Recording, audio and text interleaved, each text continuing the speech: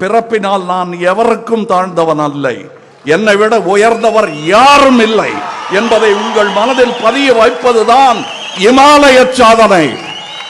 அதில் ஏறி நின்று கூவி விழிக்கும் டென்சிங்,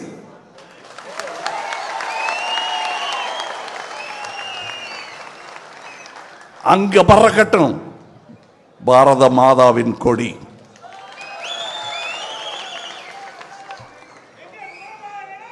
ஒரு சமுதாயத்தின் முன்னேற்றத்தை, பெண்களின் முன்னேற்றத்தை வைத்துத்தான் அளவிட முடியும். அம்பேத்கர் சொல்லியிருக்கிறாரு. நாங்க என்ன சொன்னோம்? மக்கள் நீதி மையத்தில் பெண்களுக்கு ஒரு உரிமை தொகை கொடுக்கணுங்க அப்படின்னு அது நாங்க சொன்னோம். செய்யல, சொன்னோம். ஐடியா எங்க இருந்து தான் வந்தது. ஆனா அதை செயல்படுத்தினார்கள். செயல்படுத்தினால் என் சகோதரன், அவ்வளவுதான். நான் வேற பார்க்கல. எனக்கு கட்சியும் கிடையாதுங்கிறேன். நான் எல்லா கட்சியும் என் கட்சின்னு நினைச்சிட்டா அதுதான் இந்தியா.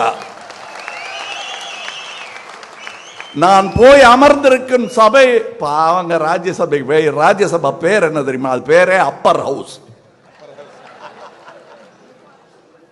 அது இங்கிலீஷ்ல சொன்னா ஹவுஸ் ஆஃப் எல்டர்ஸ், மூத்தோர் வட்டம். அது காயினுக்கு ரெண்டு பக்கம், ஒரு பக்கம் அவரு, ஒரு பக்கம் நீங்க. புரியுதுங்கிறாங்க. ஐயோ, எந்த காயின் பாக்குற?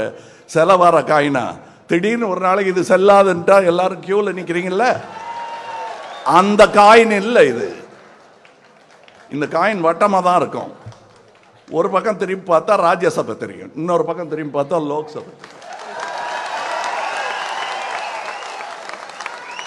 இதெல்லாம் சுண்டி பாட்டா எப்படி போட்டாலும் தலை தான் விழும். இந்த தலை விழும், இல்ல இந்த தலை விழும்.